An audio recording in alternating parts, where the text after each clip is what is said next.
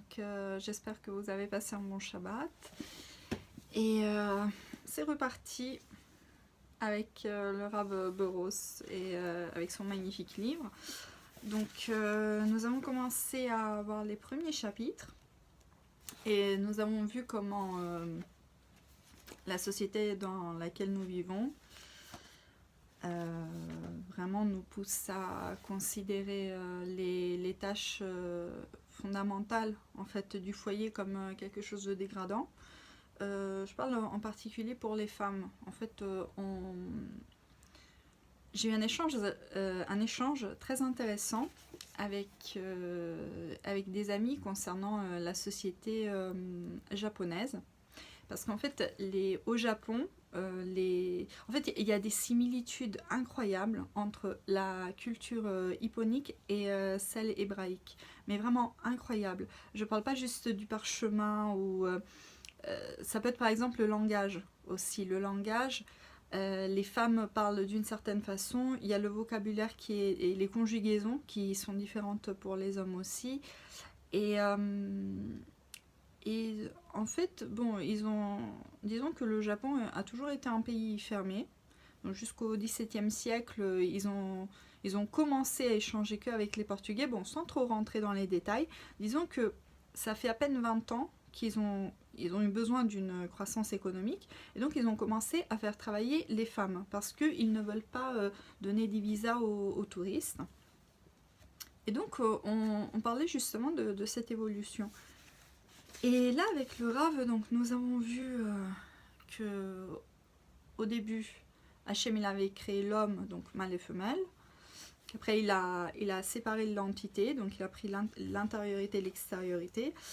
Que le premier couple, les plans divins ne se sont pas passés comme prévu, car il y a eu un mauvais regard qui a été porté sur un fruit, donc la femme, elle a porté un mauvais regard, et donc qu'il faut réparer ça. Il nous a appris que la vue donc, est le sens plus important et qui ne peut pas... qui fait passer les autres sens en second plan. Donc pourquoi ? Parce que Chava, donc, elle avait vu que le fruit était bon à être consommé. Et j'en profite aussi pour glisser un enseignement que je tiens de Rav Marciano, donc de Paris, Rav Yves Marciano, qui enseigne au Tournelle le mardi soir, si jamais vous voulez assister à ces cours qui sont éblouissants. Et ça concernait justement sur la faute de Adam Arishon. Et les 4 lettres du nom divin, donc Yud Ke Vav Ke, chacune représente un sens qui a été abîmé à cause de la faute. En fait, il disait qu'il y a un accent sur donc du Yud Ke Vav Ke, et cet accent-là, il n'a pas été abîmé et il représente l'odorat. Et d'une manière un peu profonde et mystique, il expliquait disons la Madeleine de Proust. Voilà, le fait que en mangeant quelque chose, tout de suite, en sentant une odeur, ça nous rappelle tout de suite... Enfin, c'est très puissant, l'odorat. Le fait aussi que Hachem, il a insufflé l'âme de vie, est passé par les narines de l'homme. Et donc voilà, je pense que ça méritait une belle parenthèse, parce que là, je ne l'ai pas encore vu dans le livre, mais l'odorat... quand on sent une bonne odeur, et après je parle pas que de nourriture mais de manière générale, c'est très difficile d'effacer cette odeur, et voilà quoi. Et ensuite on a abordé donc les tzitzit et le talit et les vêtements et l'importance des vêtements. Donc comment justement la société d'aujourd'hui nous fait croire que voilà, que c'est une tâche dénigrante de s'occuper du linge, du vêtement, de la propreté de la maison, que la femme elle peut très bien passer son temps dehors, travailler, avoir une carrière et tout ce que vous voulez, et que elle peut mettre, elle peut donner cette tâche à quelqu'un d'autre, à une étrangère, et en fait faut surtout pas le faire. Faut pas le faire. c'est là où ça commence à miner, le foyer. Voilà, justement, la femme est cette muraille et elle doit vraiment protéger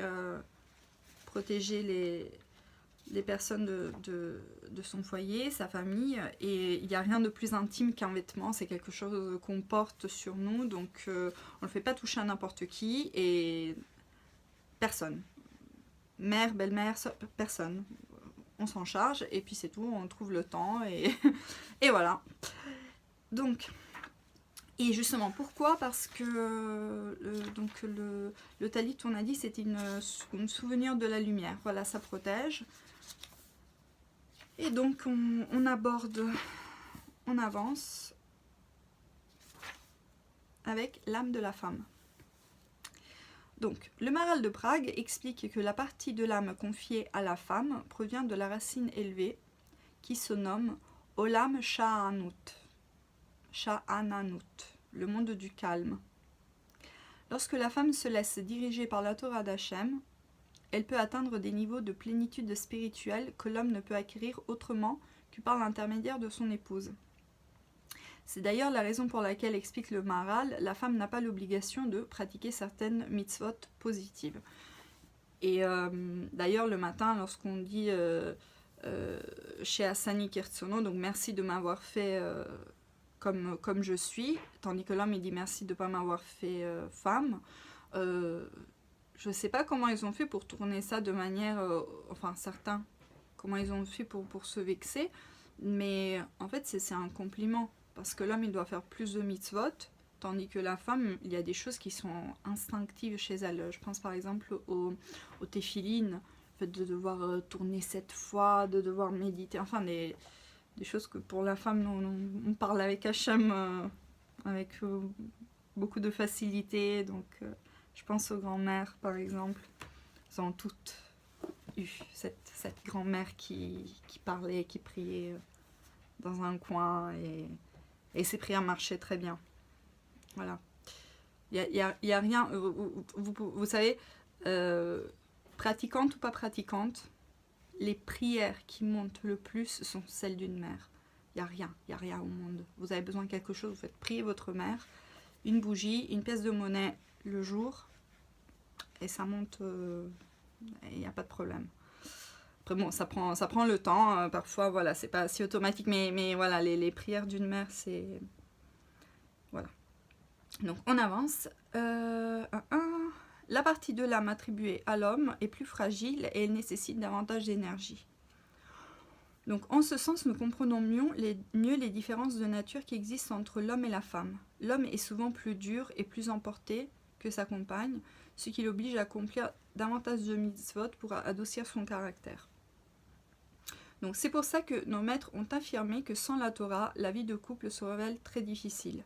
Seule la Torah possède la force d'adoucir l'homme et le potentiel de l'aider à se déchirer pour pouvoir compléter sa deuxième moitié, son épouse, mais bon, aussi pour exprimer son potentiel.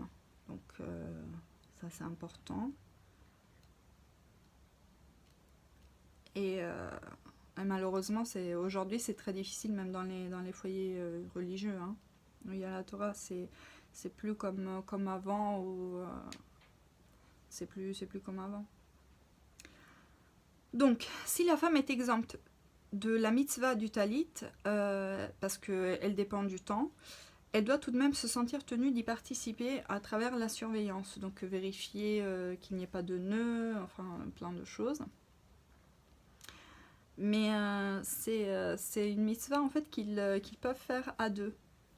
Et c'est pourquoi, en fait, voilà, ça concerne le mauvais regard. Donc ce qu'on disait tout à l'heure, c'est le regard qu'entraîna le retrait de la lumière. Donc avant, Adam et Chava, ils étaient des êtres de lumière. Et lorsqu'ils ont dit « nous sommes nus », en fait, c'est parce que, ayant péché, la lumière les a quittés.